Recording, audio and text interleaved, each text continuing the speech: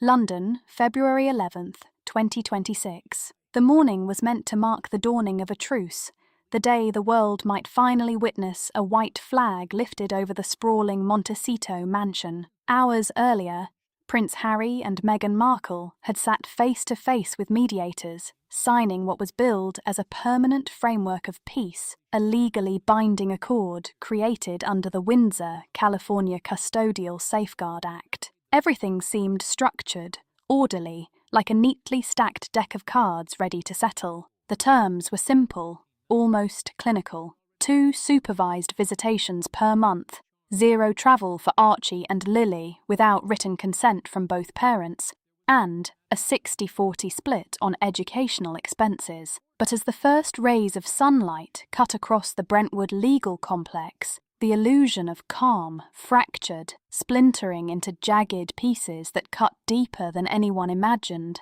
long before the ink had even dried on the agreement. On paper, Meghan Markle unleashed what royal legal observers are now calling the most ferocious post-separation legal strike ever executed by a member of the royal bloodline. It wasn't just a filing, it was a full-blown counter-offensive, a calculated motion designed to reassess every clause, overturn every presumption, and burn every bridge before anyone could even attempt to cross it. Her lead counsel, Sherry Tilden, faced the cameras with a steely gaze and announced a truth that reverberated across the globe. This wasn't a parenting plan, it was a containment strategy. Meghan's legal team claimed that the Duke of Sussex had manipulated institutional power, cloaked it in family dynamics, and forced a legally dubious and emotionally punishing arrangement that favoured one side. The tone was brutal, the implication explosive.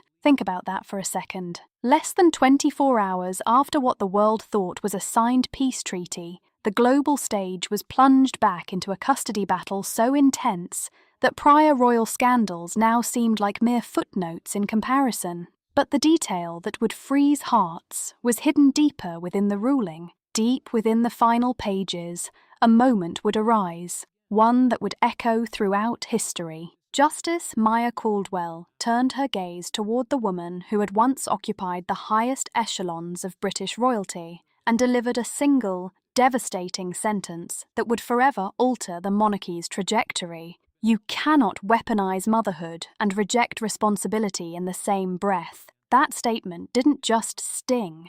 It reshaped the rules of engagement, rewrote the unspoken laws of family loyalty, and marked a turning point from which there was no return. How had a modern fairy tale descended into what now looked like a forensic audit of a crumbling empire? Why would a mother of 2 royal heirs allegedly engineer a secret relocation plan to Qatar? While the public watched Meghan battle for rights in California, investigative eyes pulled back the curtain to reveal the explosive final collapse of the Sussex Empire. We're talking sealed courtrooms, offshore accounts leaked in fragments, and hidden royal protocols that the world has never seen before. This was no ordinary divorce. This was the moment the Crown decided to stop shouting and simply outlast her. The stakes were astronomical. As we begin this 5,500-word journey into the heart of a legal and personal storm, one thing becomes crystal clear. In the world of the Windsors, silence is the ultimate weapon, but the paper trail is the ultimate judge, and every shred of it would speak louder than the public ever imagined. This is part 1. The moment Meghan's legal team pressed the submit button on a 72-page rebuttal that changed everything. What had been a private dispute transformed into a scorched earth campaign. Custody wasn't the issue anymore. The entire narrative, the reputation of a prince, and the very perception of motherhood were now on trial. Sherry Tilden didn't just argue the February 11th agreement was flawed, she framed it as a product of institutional coercion in high-stakes litigation. This was a nuclear option, and the filing made that abundantly clear. The motion alleged that the Royal Household Legal Office, under the direction of Princess Anne, had engaged in what Tilden's team called extrajudicial intimidation. Leaks to the media, according to Meghan's team, weren't accidental. They were strategic, meant to destabilize her legal position and force her into an unfair, lopsided arrangement. But the most staggering element wasn't the attack on the institution. It was the precise, surgical strike aimed squarely at Harry himself. For the first time in a legal forum, Meghan's team revived allegations that had, until then, existed only in whispers on the darkest corners of the internet. They demanded a full forensic reassessment of Harry's mental stability,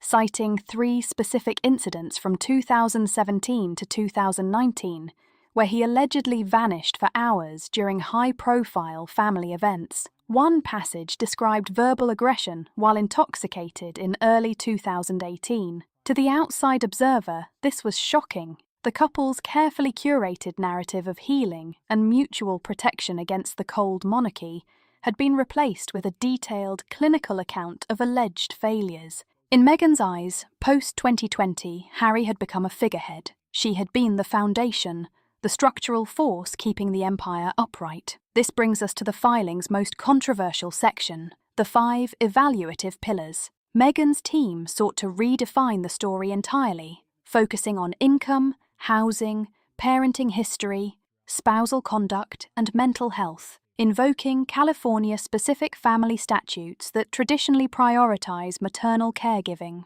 The message was clear: a prince is just another father, while a duchess blacklisted by an international institution is the true parent. The motion argued the 60-40 financial split on education was arbitrary and unfair. Meghan's net income, they claimed, had plummeted after the palace revoked certain brand privileges. She wasn't merely asking for custody, she demanded a monthly spousal support payment of $187,000, citing career disruption and reputational damage caused by her entanglement with royal duties. But here, the story twists even further. If incidents of substance use and erratic behavior allegedly dated back to 2017, the very year they were engaged, why had they been weaponized only in 2026? The palace response was precise, deliberate, and almost surgical in its dismissal. Senior aides called the motion strategic flailing, asserting that every institution acted strictly within international legal parameters to protect the heirs. Princess Anne's aide told reporters Meghan's team confused visibility with victimhood. Meanwhile, Harry's legal team, led by Miles Armitage, had already submitted a 17-page preemptive defense, anticipating every angle of this onslaught. Harry's defense didn't merely refute Meghan's claims, it painted a completely different picture. Evidence included school withdrawal letters signed by Meghan in December 2025, without Harry's consent, and travel plans to Doha and Dubai for early 2026. The most damning evidence? A note highlighting brand visibility for Archie and Lily, suggesting that while Meghan accused Harry of using the children as marketing tools, she was allegedly planning a multi-million-dollar campaign centered on their royal status in the Middle East. As the saga deepens, the tension becomes almost unbearable. Meghan presented herself as a mother taking on a global empire, yet internal records hinted at a corporate titan ready to launch a new era. She demanded renegotiation under a neutral US-appointed mediator and asked the monarchy, including Princess Anne and Prince William, to withdraw all claims of guardianship. This was a direct challenge to the Windsor, California Reciprocal Accord of 2024, a treaty Meghan's own advisors had once endorsed to secure her titles. The world watched, wondering, was this really about the children, or about narrative control, image, and the equity Meghan believed she deserved? A preliminary hearing was set for February 16th at the Santa Barbara Family Law Courthouse. But before that could unfold, another shadow emerged. A 33-acre Gloucestershire estate and a frozen portfolio totaling $7.8 million. The war of words had ended. The war of evidence had just begun. By mid-February, public sentiment began to fracture. The royal family's silence was deliberate, a signal that their strategy was slow, measured, and deadly precise. Custody battles represented the heart of the conflict, But financial disclosures were the cold, calculating nervous system behind it all. To the casual eye, Harry and Meghan might appear as philanthropists. To court-appointed accountants, they were a case study in unsustainable extravagance and questionable bookkeeping. The filings delivered to the California Superior Court were not a simple inventory of assets. They arrived as an 87-page forensic autopsy of a failing empire. Every line, every number, every transaction told a story of luxury beyond logic, of spending that defied rational explanation, and of a lifestyle built on shaky foundations. The most explosive revelation? A staggering $2,300,000 in personal purchases made on joint credit lines between 2022 and 2025. Even seasoned observers were stunned. Personal luxuries, brand investments, and legal maneuvering intertwined in ways that suggested a meticulous, almost clinical orchestration of public perception and private indulgence. From lavish vacations to strategic branding exercises involving the children, the filings painted a portrait of a family caught between public scrutiny and private ambition. It was more than legal wrangling. It was a blueprint for empire building, dismantling, and survival all at once. The contrast between the public narrative and the cold evidence became undeniable. Meghan appeared in press releases as a protective mother, a defender of her children, yet internal documentation suggested she had orchestrated financial and strategic campaigns that blurred the lines between personal welfare and corporate enterprise. The court was about to weigh not only the custody of two royal heirs, but also the credibility, intentions, and influence of one of the most scrutinized families in modern history. As the hearings loomed and the global audience tuned in, the stakes escalated. The Sussex Empire, once perceived as a fairy tale couple challenging centuries of royal protocol, now stood exposed under the harsh light of forensic accounting, legal precision, and public curiosity. Every transaction,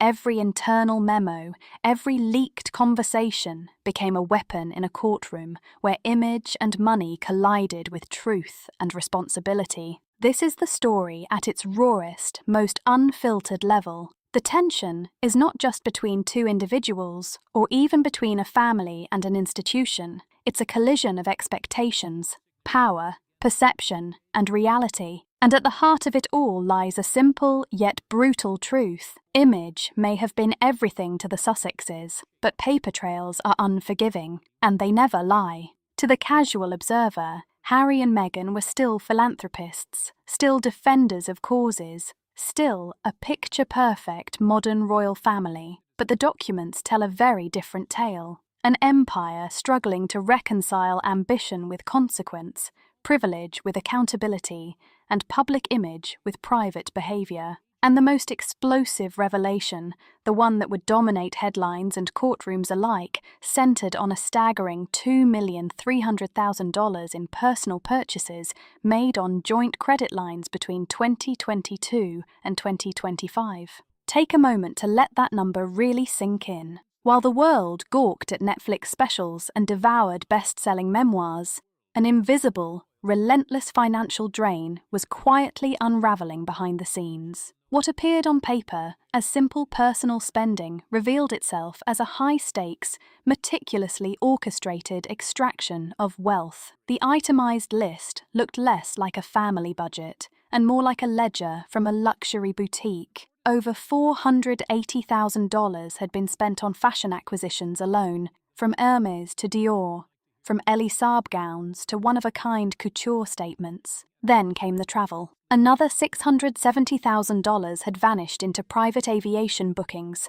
jetting across the globe for solo trips to Abu Dhabi, Nice, and other international hotspots. Perhaps the most telling line item, $310,000 poured into image enhancement and media training, a desperate bid to reclaim public affection slipping fast through their fingers. The numbers alone shocked, but context is what made them explosive. Harry's legal team didn't just present spreadsheets, they traced every penny. They submitted cross-referenced American Express and HSBC statements alongside Arch-Owl corporate spending logs, building a digital trail that was impossible to ignore. The implication was stark. Personal luxuries were being funneled through foundation sub-accounts. And then came the human witness, a former RQL accountant, whose deposition added faces and voices to the cold numbers. According to the staffer, invoices had been retroactively labelled as brand representation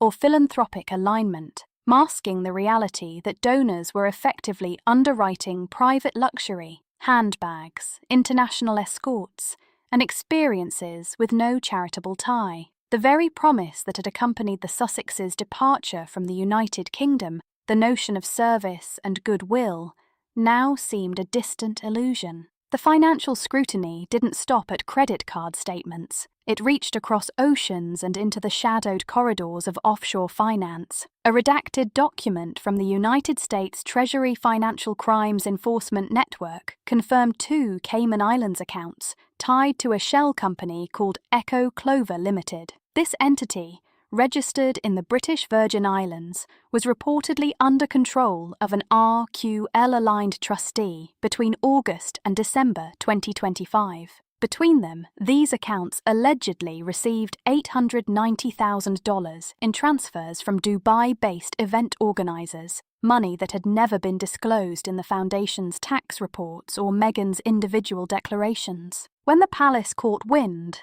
their response was swift. They didn't merely express concern, they activated the 2023 Crown Transparency Statute, forwarding documents to the United Kingdom's Serious Fraud Office. Meghan's spokesperson dismissed the findings as defamatory and outdated, framing each dollar as a strategic investment in identity expansion and post-royal career continuity. In their narrative, every luxury acquisition was armour against a hostile institution, a buffer against reputational erosion. Yet the internal reality at Arch-Owl was far bleaker. Staff morale, already fragile after years of high turnover, began to collapse. Within 24 hours of the filing, 3 senior executives, including the Director of Brand Partnerships and the Deputy Legal Counsel, resigned. An insider confided, "No one wanted to be on the wrong side of a global guardianship dispute with subpoenas and sovereign involvement looming over our heads." Rumours of reputational damage rippled through Hollywood.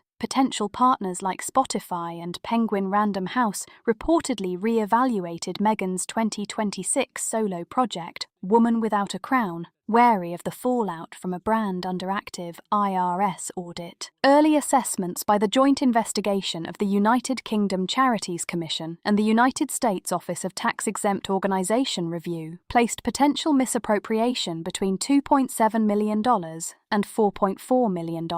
A question emerged that would haunt every courtroom and media cycle. Was the custody battle merely a smokescreen for financial collapse? Or was financial collapse the catalyst for the custody battle? Meghan's legal team struck back, accusing Harry of attempting to shelter Windsor-aligned properties, pointing to the Hartwell estate, a 33-acre property in Gloucestershire, alongside a frozen $7.8 million combined savings portfolio. She renewed her demand for $187,000 in monthly spousal support, asserting that her career had been sabotaged by her royal entanglement. The war had migrated from the heart to the wallet, from public perception to hard numbers. As forensic accountants delved deeper into Arch-Owl's digital servers, the next revelation would eclipse luxury handbags and private jets. They were about to uncover the blueprint for Project Mirror, a secret plan that would alter the court's perception of Meghan Markle forever. But before that revelation could surface, the royal family decided it was no longer time for spectatorship. They were about to act. The coalescence of the Windsor machine began, subtly but decisively. The focus shifted from brand optics to institutional authority. Catherine, Princess of Wales, and the young Lady Louise Windsor were about to redefine the narrative. In the background, the Crown prepared to build a fortress to reclaim its heirs. employing a combination of legal, logistical, and public influence that would leave observers breathless. While California courtrooms were alive with noise, arguments, and media scrutiny, the halls of Windsor maintained a terrifyingly clinical silence. This was no passive indifference. It was the machinery of the monarchy recalibrating, preparing for a surgical strike by mid-February 2026. The British royal household had stopped reacting to the Sussexes' moves. They were overtaking them strategically. The first sign of this quiet yet potent intervention came with the formal activation of the Custodial Advisory Committee under Princess Anne, the monarchy's most industrious strategist. The palace issued a legal brief, delivered simultaneously to the United Kingdom Family Division Court and the British Consulate in Los Angeles. This was not a press release. It was a sovereign directive. The brief confirmed that the Crown had appointed Duchess Sophie of Edinburgh as co-guardian during the custodial transition. The message was unmistakable. If the California courts recognized Harry's request for structured oversight, the royal family had already established a logistical and emotional safety net, a protective framework designed to safeguard the children regardless of outside litigation. Next came a masterstroke in soft power. On the night of February 12th, Princess Catherine released a video from GR House, prepared for Archie and Lily Betts' potential relocation. There were no filters, no dramatic background music, no accusatory statements, just Catherine standing before a wall of children's artwork. In 90 seconds, she delivered a message of stability, grace, and unwavering focus on innocence over inheritance. The impact was instantaneous. 11,400,000 views in the first 8 hours. While Meghan's team churned through hundreds of pages of grievances, Catherine projected a singular image of stability. Public sentiment, especially in Australia, Canada, and New Zealand, shifted sharply in favour of the monarchy. The global audience no longer wanted a war of words. They craved certainty, a sense that the children's welfare remained the priority. Behind the scenes, however, the real escalation was underway, a methodical, legal, and logistical campaign that even seasoned royal correspondents had not anticipated. Lady Louise Windsor, the discreet and highly educated daughter of Prince Edward, arrived at Dulles International Airport, not as a private citizen, but under diplomatic seal from RAF North O, accompanied by child welfare officers and a trauma psychologist. Her mission was a direct application of the Windsor-California Reciprocal Accord of 2024, a treaty Meghan's team had once dismissed as a formality. In truth, it was a legal Trojan horse. Lady Louise's role was to conduct an on-site welfare review of Archie and Lily, carrying the authority of dual sovereign status in cases of proven reputational or custodial risk. Her presence was non-negotiable. Meghan's Brentwood team attempted to block access, citing a California injunction against foreign custodial interference. Yet the international nature of the children's titles, combined with the 2024 treaty, rendered the palace's actions legally bulletproof. Even observing the Sussex bubble sent a clear signal: the walls were closing in. Simultaneously, Prince William implemented a comprehensive financial containment plan. He convened a private session with the Royal Household Financial Office, directing that all Windsor-linked assets co-managed by Harry, including trademarks and royalties, be placed under independent escrow review. This was not merely asset protection, it was an effort to sever the oxygen supply to the Orwell brand, curbing Meghan's ability to leverage her children's image for commercial gain. By 8:45 a.m. on February 14th, emboldened by London's support, Harry's legal team filed a motion requesting independent psychological evaluations for both parents. Citing stress records from 2019 to 2022 and Meghan's own media-induced distress episodes, the motion positioned child welfare as the central concern. Sherry Tilden called the request weaponized vulnerability, but the court could not ignore it. The Windsor strategy had crystallized. They were no longer engaging Meghan Markle in the mud of tabloids. They were encircling her legally, financially, and strategically, leveraging international treaties, financial freezes, and an impenetrable narrative of child-first stability to ensure the Crown's position could never be undermined. They were navigating the very institutions that had once been shields of tradition, attempting to bend centuries of protocol to personal ambition. Meghan had made every move to secure the next generation of the bloodline, and as the sun rose on February 15, 2026, the global narrative had shifted. The question was no longer whether Meghan would succeed in her maneuverings. The world was now asking how long she could withstand the might of an institution that had endured empires, revolutions, and centuries of scrutiny. Yet, even the palace itself had not anticipated the magnitude of what their forensic IT team was about to uncover, hidden deep within the labyrinth of encrypted servers at Archwell. Among the files,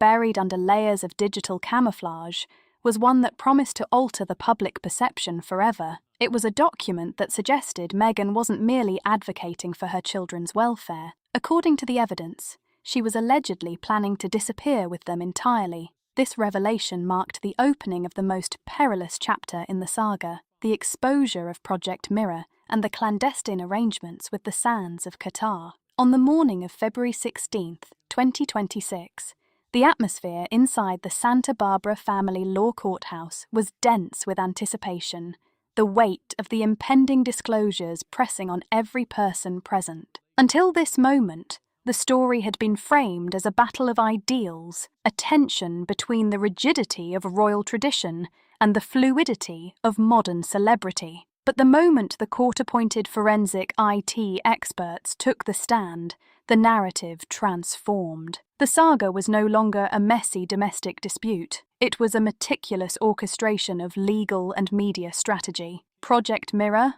once shrouded in secrecy, was now thrust into the glaring light of public and judicial scrutiny. Meghan's legal team had insisted that her engagement with the Middle East was purely philanthropic, a logical extension of her global brand development. Yet, the breadcrumbs recovered from high-level encrypted servers at Archwell suggested otherwise. This was no benign brand expansion. It was a meticulously crafted exit strategy. Project Mirror, dated January 18, 2026, was no casual concept or draft. It was a 42-page tactical dossier detailing the permanent relocation of Prince Archie and Princess Lily to Qatar, complete with timelines, legal loopholes, and logistical contingencies. Metadata revealed that Meghan herself had made repeated edits under her administrative login over a 5-month period, underscoring personal involvement in the plan. The document outlined an intricate multi-year media development contract with a subsidiary of the Qatari Sovereign Fund, designed not for philanthropic storytelling, but for exclusive access to the children's lives. It proposed establishing dual citizenship through honorary sponsorship, effectively placing the children under a foreign legal system, circumventing custodial notification requirements in both the United Kingdom and the United States. It even included enrollment documentation for a bespoke international school in LA, pre-drafted but awaiting signatures, a plan clearly intended for execution, not imagination. When Project Mirror was first read into the court record, the silence was profound. Prince Harry, seated beside counsel, reportedly went pale. For years, he had defended his wife against accusations of manipulation. Now, confronted with evidence of a plan that could have stripped him of enforceable parental rights, the stakes became chillingly real. This was more than a breach of trust. It bordered on a potential violation of the Hague Convention on the civil aspects of international child abduction. Even before any relocation occurred, intent had been established and recorded. Sherry Tilden, Meghan's lead attorney, attempted a desperate recovery. She framed Project Mirror as a hypothetical exercise, a creative exploration of future possibilities for a woman of colour seeking protection from institutional racism. Yet the forensic evidence painted a starkly different story. Private aviation logs revealed 3 round-trip flights between Van Nuys and Doha in late 2025, all booked under a shell company. The narrative of a victimized mother began to crumble under the unassailable weight of technical facts. Once Project Mirror leaked to the press, ideological fault lines across the United States widened. Media outlets that had long championed the Sussexes began retracting coverage. A scathing editorial in the Washington Post, titled "Custody Meets Capitalism," questioned why a self-styled human rights advocate would pursue legal refuge in a jurisdiction with radically different custodial standards. Public support plummeted from 52% to 28% within 48 hours, underscoring the visceral reaction Americans had to a parent allegedly plotting to relocate children across international borders to circumvent paternal rights. The reaction within the UK was no less immediate. Princess Anne convened a midnight session with the Sovereign Custodial Oversight Council, drafting the Sandringham Declaration on Sovereign Minor Protections. This document ensured that wherever the children might be, their status as heirs of the Crown would trigger automatic international legal protections. Project Mirror also caused a ripple of cooperation within RQL staff, fearing potential complicity in illegal custodial maneuvers, submitted sworn affidavits detailing how joint funds were diverted to pay for Project Mirror research under the guise of global outreach development. One affidavit candidly stated, "We were just following a vision. Now it looks like a crime." By February 17th, the courtroom dynamic had inverted completely. Meghan, once an aggressive litigator seeking $187,000 monthly support, was now firmly on the defensive. Her focus had shifted from narrative control to proving she was not an international flight risk. Justice Maya Caldwell issued an emergency order. The children's passports were to be surrendered to a court-appointed third party, and all digital contact between them and Meghan would be monitored by a child welfare liaison. Had Project Mirror succeeded, a new paradigm of royal existence might have emerged, with children as primary assets of a private media empire shielded under the sovereignty of a foreign state. Harry would have been relegated to a distant observer, a footnote in a globalized narrative detached from the law and the monarchy. But the Windsor machine had outlasted her, strategically waiting for overreach to provide the evidence necessary to regain total control. The climactic evidentiary hearing on February 18, 2026, at exactly 10:03 a.m.,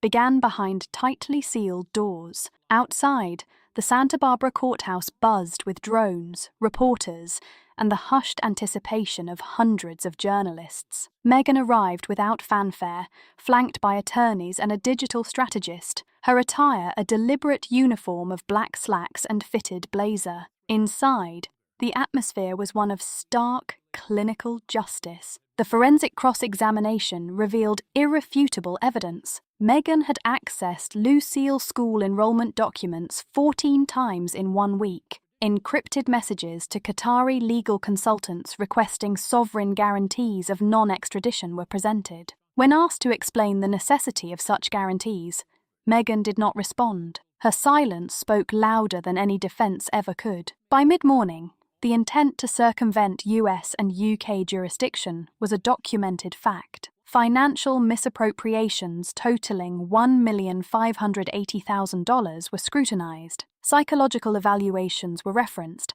highlighting how narrative equity and weaponized vulnerability had been used strategically. Justice Caldwell's declaration was broadcast worldwide. You cannot weaponize motherhood and reject responsibility in the same breath. As the hearing concluded, Meghan Markle exited at 1:23 p.m., devoid of entourage, press conferences, or fanfare, a stark contrast to her royal entrance 8 years prior. Within hours, official records reflected the dissolution of her royal trustee roles, and the Grey House Protection Act was ratified, securing joint guardianship of the children under Princess Catherine and Duchess Sophie in the UK. Harry issued a final statement signed as Henry Charles Albert David, emphasizing presence over perfection and the primacy of fatherhood. The Sussex era had ended, not in public spectacle, but in procedural precision. The House of Windsor had prevailed through endurance, patience, and law, outlasting attempts to manipulate both narrative and legal systems. For Archie and Lily, life returned to quiet protection and stability, shielded from media exploitation and foreign legal machinations. The mirror had broken. The gates were closed. For the first time in nearly a decade, the Crown had reasserted its authority, leaving Meghan Markle famous yet powerless in narrative control. Her brand was a hollow shell, her influence curtailed by law and history. The royal institution had prevailed. Like, comment, and subscribe to stay updated on this ongoing royal saga, legal investigations, and deep dives into the intersection of fame, law, and legacy.